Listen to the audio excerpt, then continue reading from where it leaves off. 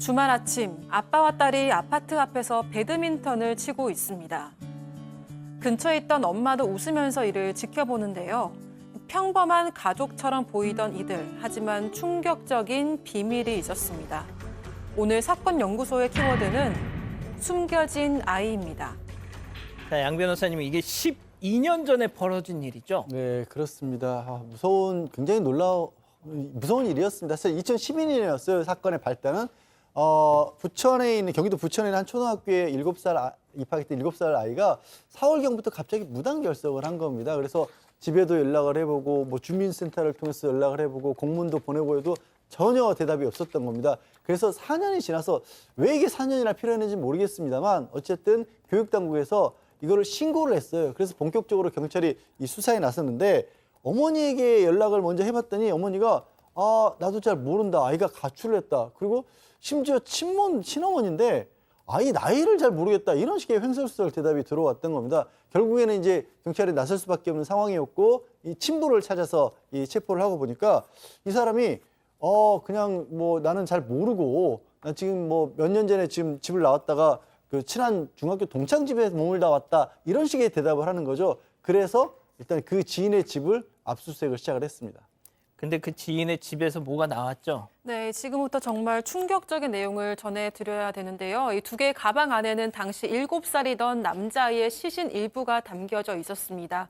친부인 최 씨는 사실 2012년 10월 아들이 욕실에서 넘어졌다가 의식을 잃었다며 당시 병원에 안 데려갔었는데 한 달 뒤에 사망했다고 이야기를 했습니다. 절대 내가 아들을 죽이진 않았다 이렇게 주장하기도 했습니다. 또 친모 한 씨는 내가 잠시 친정에 간 사이 남편이 아들의 시신을 훼손하고 냉동실에 보관했다라고 주장을 했고요. 혼자 남을 딸아이가 걱정이 돼서 경찰에 신고하진 않았다라고 이야기를 했습니다. 이들은 무려 약 4년 동안 아들의 시신을 냉동실에 보관을 하고 있었던 겁니다. 그러다가 최근 친모 한 씨가 긴급 체포되자 아들의 시신을 이삿짐인 척 최 씨의 지인 집에 옮겨놓다가 덜미가 잡힌 거라고 합니다. 자, 친부란 자는 난 죽이지 않았다, 아들 죽이지 않았다라고 했는데 친모의 말은 달랐습니다. 네, 친모 말에 따르면 남편이 좀 아이 체벌을 좀 했다라고 합니다. 남편의 좀 몸무게는 운동을 많이 해서 90kg 거구였고, 또 아이는 16kg 정도 좀 작은 아이로 보였습니다. 당시 이제 이 7살 아이에서 매주 두세 차례 1시간 정도 폭행을 했다고 하고요. 친부 얘기에 따르면 자기도 어릴 때 어머니한테 많이 맞았다라고 얘기를 합니다. 맞기는 맞았지만 병원에 간 적은 없다라고 얘기를 하고요. 결국 친부, 친모 둘 다 어린 시절에 친부모한테 잦은 체벌을 당했었다는 얘기가 있습니다. 자, 7살짜리 아이 체중이 16kg였습니다. 16kg. 대한민국 초등학교 1학년 평균 체중이 26kg인데 무려 10kg이나 체중이 덜 나갔던 아이였어요. 자, 오 교수님, 나도 많이 맞았으니까 나도 우리 아들도 이 정도는 팰 수 있다. 이 얘기인가요? 부모한테 맞은 아이들이 다 이런 짓을 갖다 하는 것은 아니죠. 경찰 조사 결과에 아들이 이제 욕실에서 넘어져서 다쳐서 사망했다라고 했는데 거짓말이었습니다. 친부 이 최 씨에게 폭행을 당해서 방치되고 난 이후에 숨졌던 것으로 드러났습니다. 경찰이 따르면 2012년 11월 초에 친부 최 씨가 술에 취해서 당시 7살이었던 아이를 2시간 동안 폭행을 했다고 해요. 그래서 아이 머리를 갖다 권투하듯이 강하게 이제 때렸고, 당시 7살 아이는 폭행과 굶주림으로 결국 탈진한 그 상태에서 누워 있다가, 그 당시에 이제 그 어머니 친모 한 씨가 아들 모습에 대해서 TV에 나오는 아프리카 기아 선상에서 헤매는 그 아이들 마른 거 있잖아요. 그거보다 조금 나은 수준이었다. 이걸 말이라고 하고 있습니까? 그래서 이 친부 최 씨 같은 경우는 자신의 범행이 드러날까 봐 아들을 방치한 채 그대로 숨지게 했고, 그런데 이 죽은 아이가 눈을 감지 않는다고 눈 위에다 테이프를 갖다 붙였다는 거예요. 그리고 이후 자기 자식을 시신을 훼손해서 쓰레기 봉투에 넣어서 버리거나 집 근처에 있는 시민회관 공중 화장실에다가 변기에 유기를 했고, 그리고 남은 시신을 냉동실에 보관했다라고 하는데, 이게 친부모가 악망과 구분이 안 갑니다. 자, 이자들의 범행 4년 후에 드러났습니다. 그 부부의 모습 보고 가시죠. 아들 안 보고 싶으세요? 신경 어떠신지 한 말씀만 해주십시오. 마지막으로 하고 싶은 말 없으십니까? 한 말씀만 해주십시오. 저도 오늘 이 방송을 준비하느라고 이 사건을 이제 들여다봤는데 와 이렇게 엄청난 사건이 있었다는 걸 내가 왜 진작에 몰랐을까 싶을 정도로 너무너무 쇼크를 받았습니다. 자, 지금부터 나올 내용도 또 너무 충격적이에요. 네, 경찰에 따르면 부부는 아들이 사망한 후에 함께 대형마트에서 시신을 훼손할 각종 도구를 구매했다고 합니다. 그 와중에 자신들이 먹을 김밥과 과자도 함께 샀다고 하는데요.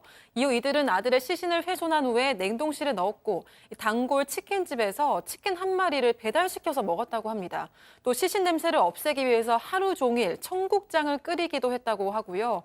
이들은 2013년 인천으로 이사를 갈 때도 아들의 시신을 가져갔는데 이웃 주민들에 따르면 딸을 사랑하는 너무나 평범한 부모의 모습이었다고 합니다. 이웃은 아들이 있는 줄을 몰랐다면서 엄마가 딸의 학교 행사에도 잘 참석을 했고 출퇴근할 때 아이를 꼭 데리고 다니는 등 딸을 극진히 여겼다고 했습니다. 또 친부 최 씨가 딸과 함께 배드민턴을 치는 모습도 종종 봤다고 말하기도 했고요.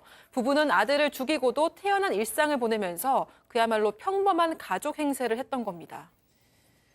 아들의 시신, 그 부패한 냄새를 가리기 위해서 하루 종일 집에서 청국장을 끓였다.